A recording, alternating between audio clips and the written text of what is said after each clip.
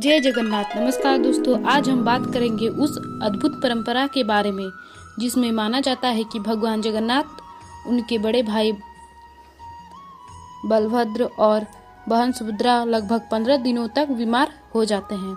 इस दौरान मंदिर के गर्भगृह में भक्तों का प्रवेश बंद रहता है और भगवान के दर्शन भी नहीं होते।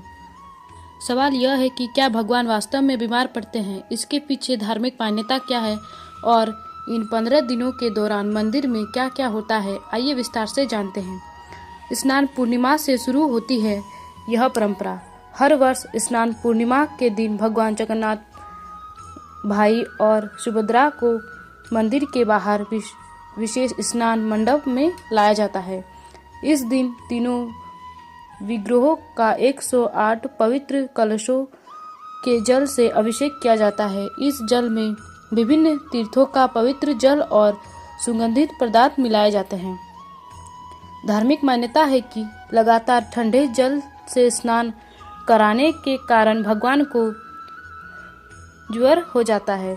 यही कारण है कि स्नान पूर्णिमा के बाद भगवान विश्राम के लिए चले जाते हैं। क्या भगवान सचमुच बीमार पड़ते हैं? सनातन धर्म में भगवान सर्वशक्तिमान माने जाते हैं, इसीलिए यह नहीं माना जाता है कि वे मनुष्य की तरह असहाय होकर बीमार पड़ते हैं। इस परंपरा का आध्यात्मिक अर्थ यह है कि भगवान अपने भक्तों के बीच मानवीय भावों को स्वीकार करते हैं। वे जन्म लेते हैं, स्नान करते हैं, विश्राम करते हैं, भोजन करते हैं और बीमार भी पड़ते हैं। इसे भक्ति और भगवान के बीच आत्मीयता का संबंध और गहरा होता है। यही कारण है कि भगवान जगन्नाथ को लोक कथा अर्थात लोक के भगवान कहा जाता है। 15 दिनों तक भगवान कहाँ रहते हैं? स्नान पूर्णिमा के बाद भगवान को मंदिर के एक विशेष कक्ष में ले जाया जाता है, जिसे अनवसारा गृह कहा जाता है। इस दिनों आम भक्तों के लिए मंदिर के मुख्य दर्शन बंद रहते हैं। केवल सेवायुक्त पुजारी ही भगवान की सेवा कर सकते हैं। इसी अवधि को ही अनवसारा या अनसर काल कहा जाता है। भगवान का उपचार कैसे किया जाता है? 15 दिनों में भगवान की सेवा बिल्कुल किसी रोगी की तरह की जाती है।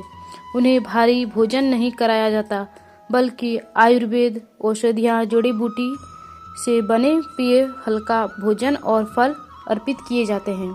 भगवान को विशेष औषधीय काढ़ा, अदरक, काली मिर्च, दालचीनी, लौंग, तुलसी और अन्य पारंपरिक औषधि सामग्री से बने प्रसाद का भोग लगाया जाता है। मान्यता है कि इससे भगवान का ज्वर धीरे धीरे ठीक होने लगता है।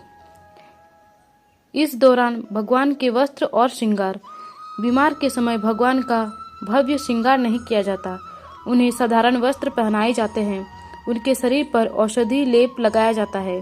चूँकि श्री जगन्नाथ मंदिर के विग्रह काष्ठ नीम की लकड़ी से बने हैं, इसीलिए स्नान के बाद उनका रंग कुछ फीका भी पड़ जाता है। इसी कारण इस अवधि में भगवान का पुनः रंग रोगान और सौंदर्य संवर्धन भी किया जाता है। लगभग 15 दिनों के विश्राम के बाद भगवान का विशेष श्रृंगार किया जाता है। इस अवसर को नेत्रोत्सव कहा जाता है। मान्यता है कि इस दिन भगवान की आंखों का पुनः चित्रांकन किया जाता है। इसके बाद भगवान पहली बार भक्तों को दर्शन देते हैं। इन दर्शनों को अत्यंत शुभ माना जाता है।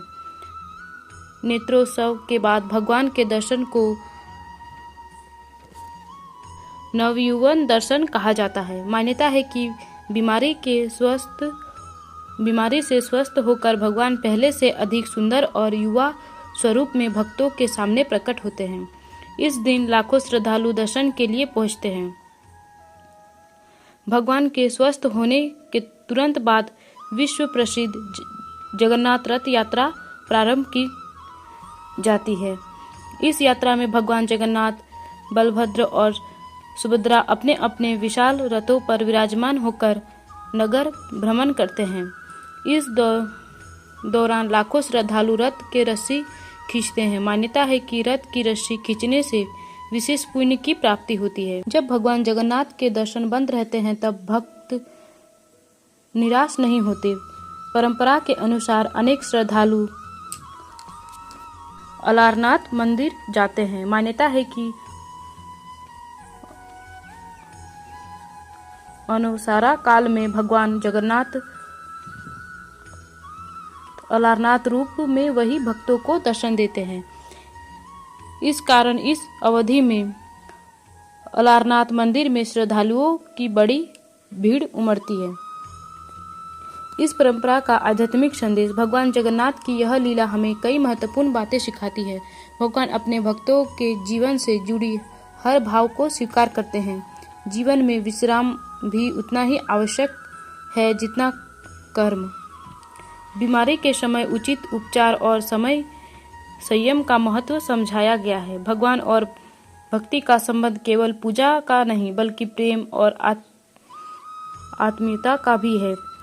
भगवान स्वयं मानव जीवन की परिस्थितियों को स्वीकार कर भक्तों के और निकट जाते हैं। धार्मिक दृष्टि से यह भगवान की दिव्य लीला मानी जाती है। वही सांस्कृतिक दृष्टि से यह परंपरा सदियों से चली आ रही है। मंदिर सेवा, काष्ठ विग्रहों के संरक्षण, रंग रोगान, विश्राम और पुनः अलंकरण की प्रक्रिया भी की जाती है। अर्थात इस अवधि में आध्यात्मिक आस्था और मंदिर की पारंपरिक सेवा दोनों साथ साथ चलती है। दोस्तों, भगवान जगन्नाथ का 15 दिनों तक बीमार पड़ना केवल एक धार्मिक कथा नहीं बल्कि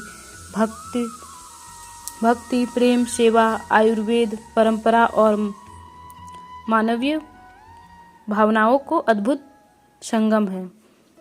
स्नान पूर्णिमा के बाद भगवान विश्राम करते हैं, औषधि ग्रहण करते हैं, उनका उपचार और पुनः श्रृंगार होता है।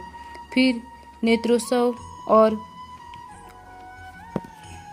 नवयुवन दर्शन के बाद वे स्वस्थ होकर भक्तों को दर्शन देते हैं और अंत में भव्य रथ यात्रा में निकलकर अपने भक्तों के बीच आते हैं। यही कारण है कि भगवान जगन्नाथ की यह परंपरा दुनिया की सबसे अनोखी और भावपूर्ण धार्मिक परंपराओं में गिनी जाती है। यदि आपको यह जानकारी पसंद आई हो तो वीडियो को लाइक करें, चैनल को सब्सक्राइब करें और कमेंट में जय जगन्नाथ जरूर लिखें। आपका दिन शुभ हो। धन्यवाद।